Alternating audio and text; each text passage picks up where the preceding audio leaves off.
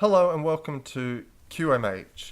I'm Chris. I'm a sexual health therapist, educator, and research in Sydney. And today I'm joined by Dr. Christopher Fox, Director of Sex Life Therapy in Melbourne, one of Australia's leading psychosexual therapy service providers, as well as Senior Lecturer in Sexual Health, Sexology at the University of Sydney.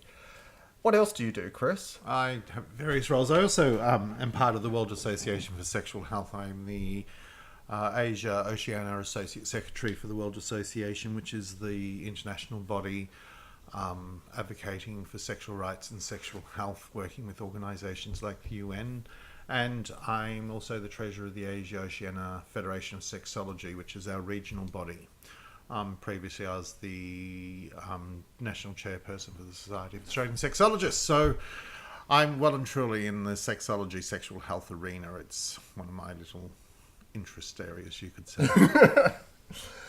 So today we're going to be talking about coming out and various forms of coming out. I guess my first question to you then, Chris, is what does coming out mean to you? Interesting question. Coming out is how I choose to disclose who I am and my identity or identities. Always find it quite interesting, and I think for a lot of us in the queer community, people say, "Oh, when did you come out?" And it's like, what a stupid question. Like, when did I come out? When did I come out? What, just recently? Or when did I come out to you? Or so coming out is this ongoing process. It's that I'm going to actually say the tension that we live with around how we disclose, when we disclose, who we disclose to, and what we're going to disclose. Often when we do talk about coming out, that is that initial coming out as one of the alphabet soups. But is there that tension in every time you come out, that sort of the build up, that fear of possibly being rejected? I think as a gay man, and as a public speaker, as somebody who does lectures, undergraduate classes where I'd have 1,000 students across 5 campuses, I would actually have an internal grapple about how I was going to disclose who I was. My local students, when I taught undergrad, so the students that are on my campus that had contact with would be in my tutorial classes, often would know. But when you're standing in front of 5 campus worth of students, 1,000 students, it's quite a daunting process. And so it's about how safe do I feel to disclose that I'm gay, and how am I going to do it? I mean, I always recall once I had disclosed about having a partner, he, him. I was talking about my partner, and something came up in one of the tutorial groups, and one of the students in the tutorial groups had no idea that I was gay. And unfortunately, the tutor's reaction, although was I didn't have an issue with, was rather inappropriate when she finally disclosed. She said, "Stop fucking arguing. He's a puff." Because she was a really good friend of mine, and that was the language we used. But it was just like, and I think that's aside. It's that nature of, how safe we feel when we disclose. And why we're disclosing. I mean, I'm quite comfortable owning I'm a gay man. I have no problem with that. But there are times where I really don't need to disclose that I'm a gay man. So I think there is a tension about, it's that assessment we have to make about who we are. Or not about who we are, about how safe we feel. And I also think about why we're coming out, why are we disclosing, because it's different reasons at different times. Sometimes some people criticize people for not coming out in, like, say, the workplace, if it's a corporate conservative environment. So going back to what you were saying about identities, queer people then, are you saying that have multiple identities for circumstance or situations? I think it's okay for us to have multiple identities for circumstance, for situations. So that idea of that criticising people for not coming out in the workplace. I mean, my formative years as a young angry gay man was in the 90s, and I lived through the whole closet busting era of the early 90s, where there were public disclosures about people's sexualities in the early days of HIV, HIV/AIDS in the 90s. And that really did inform, because I always remember it was in Outrage magazine, which was a publication out of Melbourne. And I think it was Peter Blasey's column, who has had a huge influence on me as a gay man, talking about how we publicly disclose other people's sexuality, and the consensus came to in this process that, you know, if you're going to closet bust someone, you only closet busted people who, you know, public figures who were gay, and then making comment about, you know, gay was bad or something like that. So it was that. But of course that really did influence, because I watched people being busted out of the closet, that, you know, it had huge impacts on their lives. And so I think, again, it's about this idea of visibility. We have to be able to disclose who we are to create bigger visibility and acceptance, yet I also think we have an ability to choose how and when we're disclosing our identity or identities in some cases. Just on that, sort of talking about identities, in your experience as a sex therapist, how would you say there's like an average number of identities a queer person may have? Is there just one, or do we have multiples? I think we have multiple. I think everybody has multiple identities. We don't just have one. I'm a gay man. I'm a partner. I'm a son. I'm an uncle. I'm a brother. You know, I'm a lecturer. I have multiple identities, and I choose what identities I'm going to carry or disclose at any given time. You know, I would argue that, you know, for example, my gayness goes right across all of my identities. But how I disclose that information varies from place to place. And I mean, the other side, you know, here we're just talking about that idea of sexual identities. But, you know, coming out can be a lot broader than that too. Can you give me an example? Well, I'm kink. You know, I used to be on Joy FM in Melbourne, and one of the announcers, I used to do a regular spot once a month on a show called Hide and Seek, and one of the announcers used to talk about when he came out in his kink identity, in his kink identity. And I mean, we did a show talking about this idea of how do we come out as kink. And I've even written about it because, of course, it's another aspect of coming out. It's one thing to say, you know, hey, I'm a gay man. But then to disclose a kink identity even within the gay community, and that was what he used to talk about, and what I do therapy with people around. I work with the kink community about how do we disclose a kink identity, because again, you know, how do you disclose to your partner or a potential partner that, you know, you've got a fetish or you've got an interest in a particular kink? Is coming out related to social taboos? So obviously, there's homosexuality wasn't accepted, but coming out seemed to be like a big thing, going against the social norms. Kink, again, sort of that taboo. Is there a taboo element to the person coming out? Is coming out coming out to something that is taboo? I think coming out is always something around taboo or socially not acceptable. And I'm trying to create a continuum there, and I don't know why. But for example, I don't need to come out that I'm a son or I'm a father or I'm a brother or a cousin. I mean, because they're socially acceptable in the same way that heterosexuals don't come out.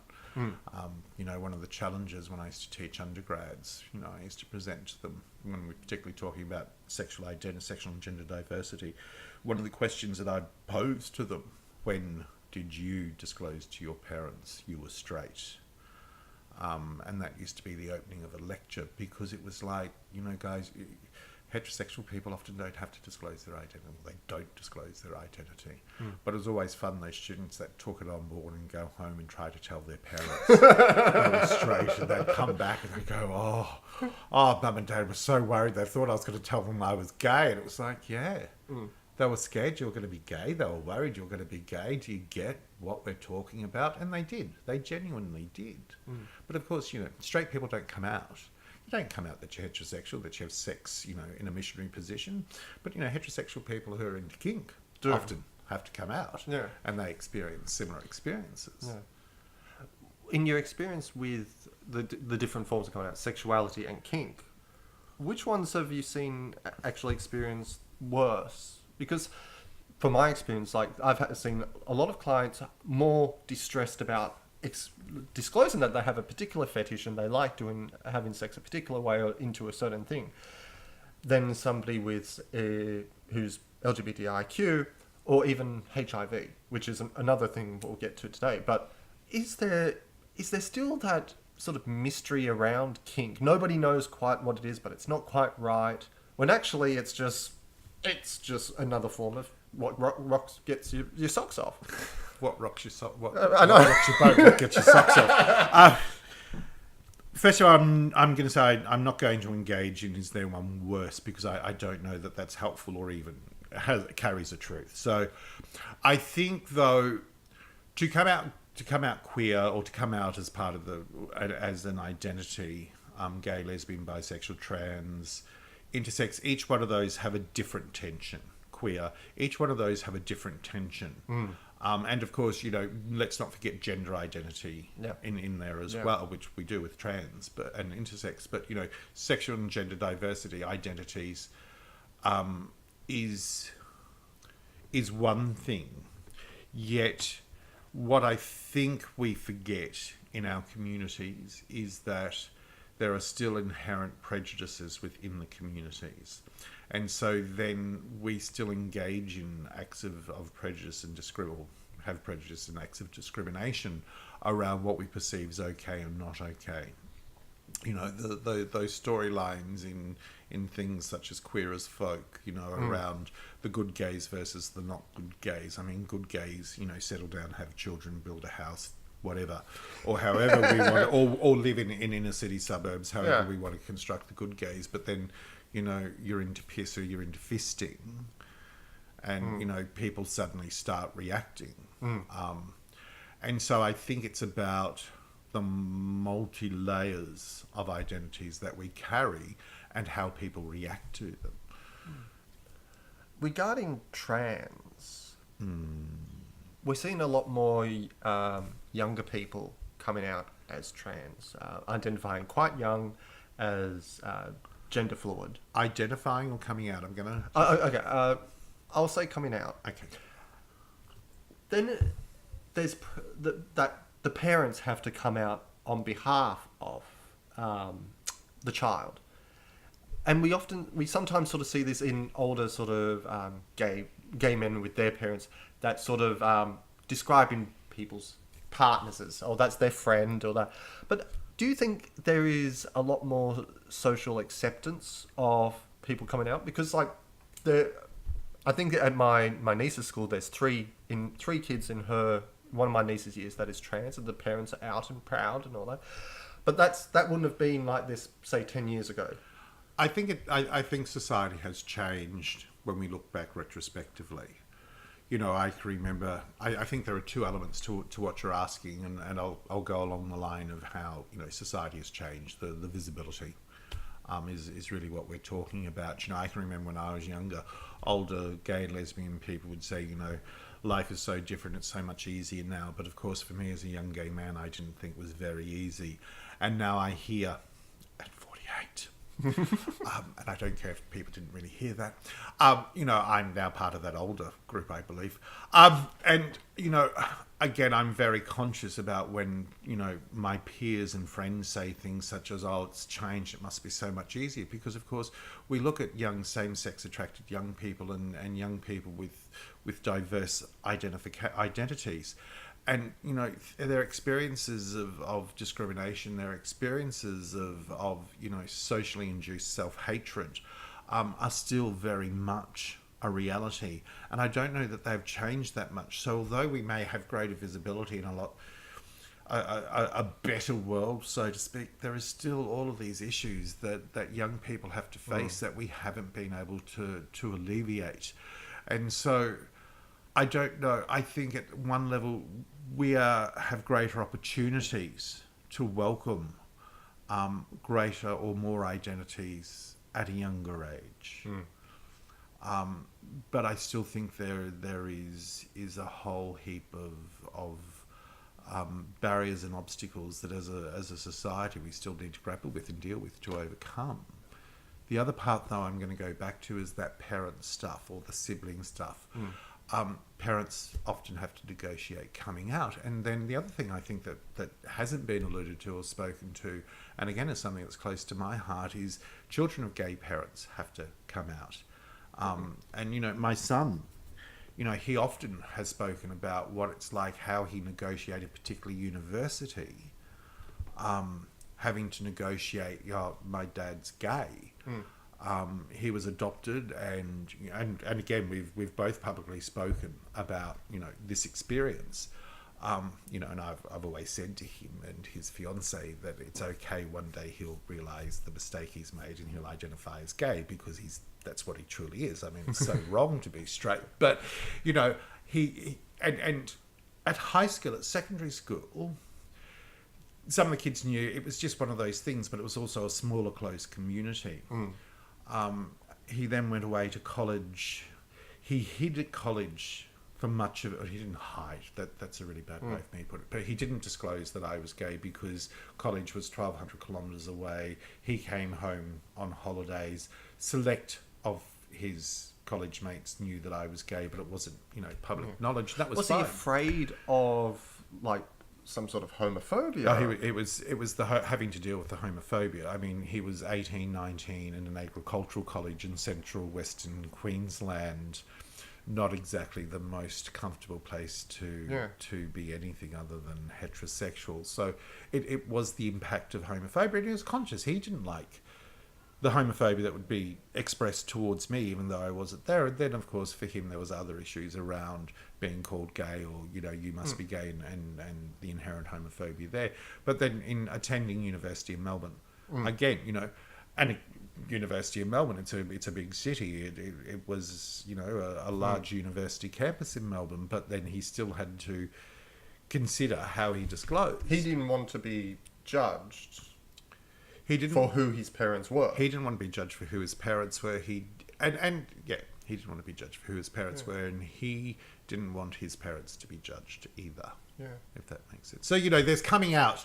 There's multiple layers of coming out, and it's not just me who comes out. It's people around me sometimes have to negotiate that as well. And so I think in this idea of coming out, I think, you know, as a community, we could spend time reflecting on some of our own experiences, both positive and negative, and then remember what it's like for other people coming out in other ways other than just around their sexual identity. One issue that often is probably more common in the gay male community, because HIV affects so much of the gay community. So in Australia, 67% of all HIV diagnoses are gay men. Yeah. The coming out as a HIV positive. Now, when somebody comes out as gay, maybe they come out big once and then they might disclose, like you said, over and over again. But with a HIV positive man, they're coming out almost like any sexual encounter. They don't have to disclose now, thanks with the change of laws. But once, not that long ago, they used to have to sort of disclose. Do you think that sort of constant coming out had traumatic effects on people, or would make somebody maybe less willing to be openly subject themselves to possible rejection just because? You're asking a historical question, and I have to think back to friends who had to negotiate that process. And here I'm going to say, I'm calling it a historical question as if it's changed. I'm going to say it has changed with the advent of ART, with antiretroviral therapies, and the way that medications, so treatment as prevention and PrEP, has impacted on our experiences of being. But a study recently showed that from the University of New South Wales that guys on PrEP are actually looking and preferring guys who are HIV negative. So it's like, what's the point of being on PrEP if that's your preference? So it's must still be a level of stigma towards it. I think there is still a level of stigma. Don't get me wrong, but of course I think that level of stigma has shifted and changed. Okay. And I think there is still very much a level of stigma, particularly in sexual encounters. I mean, and I think that's the UNSW one of the Kirby studies, is really interesting because, of course, it's how people are constructing what PrEP means for them. And, you know, in that scenario, I kind of read that and went, okay, so what I'm reading about here is how people are taking PrEP or using PrEP as a way to prevent HIV, but it allows them to serosort, because that's what they're still doing. They're still serosorting, but reducing the risk in serosorting. So I'm on PrEP and I'm only going to have sex with negative men. But of course, how much does that negative guy know that he's negative, if that makes sense? I didn't word that really well. But Or do you think like one of the big things that has changed is like U equals U, undetectable viral load, and HIV positive guys are more open about being undetectable? Do you think that message is getting out there of what that means? Because they're coming out disclosing that they've got HIV but they're undetectable. But do the general like gay population actually know what that means yet? I don't necessarily think the general gay, or some people within the gay community knows what that means. The coming out as POS is also made easier in a way. I'm going to say, and I use that word advisedly when I say easier, and what I'm thinking of are the apps. Oh, yeah. So, for example, on Grindr, you can actually disclose your status. Yeah. And what's always interesting. So rather than having to tell someone, they can look at your profile and you don't have to go through that. But then it's amazing how many people don't actually pay attention to what's on somebody's profile. Which is the other thing. So people are still put in a position of having to disclose their status if they choose. But I still think we have a lot of education to provide around U equals U and the impact of TASP and PrEP and what that means within the gay community. Yet, of course, like all education, community-based or community-oriented education, it takes time. You know, PrEP was available in Sydney and Melbourne. Because I come from, North Queensland, I can remember travelling back to North Queensland and people not knowing really what PrEP was. Yeah. When it was well and truly in trial and available in Melbourne and Sydney. Yet, in North Queensland, people didn't. Yet over, 2, 3, 4 years, it's now a much more common thing for guys to be on PrEP because, of course, it's become more available. So I think that process is not just about availability of medication. Yeah. It's also about education. And that is a slow process. That process is just it is a slow process. When you have a client that is negotiating coming out, what are the type of processes or skills, techniques that you go through with a client when they come to you with an issue of distress around their sexuality, their gender? It depends where they're at in their coming out process. If they're coming to me and they've just identified an identity, and here I'm reminding people, I'm not just talking about, gay, lesbian, bi, I'm talking about sexual gender diversity, I'm talking about kinks and fetishes, I'm talking about HIV, I'm talking an identity. Yeah. Depends where they are. If it's a new identity, it's first of all about the individual. It's not about necessarily disclosing to the world, it's about an individual. So it really depends where they're in their own journey and what it is they're grappling with at the time. Because, of course, and I'm thinking of a client who came to me who'd, in his 30s, had a series of recent experiences with another man, and he was really grappling with, was he gay, was he straight, was he bi, what was all of this about? It therefore wasn't about him exploring coming out to the world, and it was about making it safe for him to be able to explore and how was he going to identify.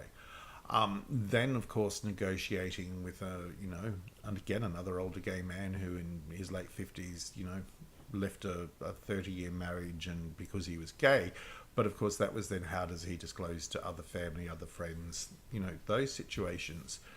And then of course working with people who identify or have particular kinks or fets and working with them about, who are they wanting to disclose to. So I don't think it's a very linear thing, and it's a multi-layered and a multi-pronged process that we engage in. Do you then support some of the models that have, coming out is from 1, 2, 3, 4, 5, 6, or do people go through different stages at different times? I don't think. I think I look back at Vivian Cass's model of identity formation. Now, Viv wrote that came out of her research in 1979. Yet it stood the test of time. Now, was always presented as a linear model, and now when you speak, I mean, if you even speak to Viv, she doesn't talk about it in a linear way. It is, again, it's one of those multi-layered, multi-leveled. We can be at different parts of the process. But I mean, Viv's model is actually about identity formation. Although it's promoted as coming out, it's very much about how we form an identity. And that is a little bit more linear, but of course it's never straightforward or easily structured. And so it's about working, again, I'm going to say it's about working with people with where they're at. So somebody can go through, now I've got to remember there's 6 stages in her model. So somebody might go through all 6 stages the 6 stages are identity, awareness, confusion. Yep, identity. So that the first stage, and if you want to, we'll briefly go through the stages. So at that first stage, it's where we're grappling with who are we? Yeah, it's about awareness. We know we're different, but we can't quite place our difference within the broader world. And then as we move through that, we then start doing identity comparison, where we start comparing ourselves to the world around us. And from there, we then move on to identity tolerance, where we are okay identifying who we are as opposed to who we're not. Yeah. And then we move into acceptance, where we begin to become active within our community, whatever that community is, and openly active in that community. Identity pride. So earlier I spoke about being an angry young fag. And I'll never forget one of my friends. I mean, she's known me since we met in year 8. We were 13, or we were 12, 13 when we met, and we're still friends to this day. And I'll never forget one day she said to me, you're not such an angry young fag anymore. And it's where I sort of, and I agreed. As I got older, I got less angry, although it doesn't take much to find the angry young fag. But that's about identity pride. Yeah. And I look back now, and when I'm talking to students, particularly about identity formation, because I mean, we talk about theory to practice stuff, talking about that identity pride and how that part of my life, I'd say I was stuck, inverted commas, at that for a number of years, because, and I'm going to steal a line from an old favourite movie of mine, Torch Song Trilogy, I would ram my sexuality down somebody's throat like an aspirin every half hour on the half hour without fail, and they were going to swallow that aspirin whether they liked it or not. And then, of course, we move into identity synthesis, where we accept our identity and we start synthesizing, bringing our identity into broader life. Now, that's a beautiful linear model, but I don't necessarily think we quite do it that way. Yeah. And then, of course, that's about how we form our identity. So that's forming one identity. An identity. Yeah. Or identities. So somebody could identify, like you sort of said, you went through your process of becoming a gay man. But if you had another identity, you would go through that again. So we could go through this multiple times over and over again. And it's about how we form identity, but then coming out is about the disclosure. It's about who we disclose, why we're disclosing, and I think that's a very different process than identity formation, and how we disclose that information and why we're disclosing. Do people need to come out? I don't think people need to come out. If people choose to come out, they choose to come out. If they don't wish to come out, they don't have to. I call it, closetry. Whether I'm going to bust open my closet, my wardrobe, or not. And it's how I'm going to come out of my closet. And then it's what closet I'm coming out with. And then also what I'm going to wear when I come out of that closet. It's a choice. I don't think people have to disclose. And again, I think that's something that I'm highly influenced on that position from the early 90s, where there was a whole heap of public outings. I mean, there's politicians in Australia, or a politician in Australia, who has never been outed, and I will say his only saving grace is he's never actually come out against the queer community, and in actual fact has always supported the queer community. And I think on many levels that's what's stopped people from publicly disclosing that person's sexuality. I am confident, though, had that politician actually made a statement against gay community in any way in the years that person served, that I'm pretty sure somebody would have challenged or publicly disclosed the identity. So again, people don't have to come out. I think we, as a community, we also need to be able to respect that. We also need to be able to respect a person's right to choose how they identify and when they choose to identify that way. It's up to the individual. It's the individual up to the controls. individual. It's not up to the community. I think there is great argument, though, for saying, you know, by coming out we increase visibility. And so using that example you used about working in a conservative workplace, coming out as gay, yes, you can increase visibility. Yet is that employee's role to increase visibility in that organisation, or can that happen in other ways? And is there a responsibility, for example, of government to create the structures, the policy structures to make workplaces more accepting, rather than forcing individuals to do the challenging of the workplaces? So again, I don't think this is nuanced. Oh, I think this is extremely nuanced. I don't think it's clear, it's straightforward or easy. I think it's very layered and very much a multiple experience. Well, on that note, we'll wrap it up. I'd like to thank Chris for coming in today. That's all right. Thank you for having me. And thank you, everyone, for taking the time out of your day to listen to us. I hope you listen in next time. Thank you. Ciao.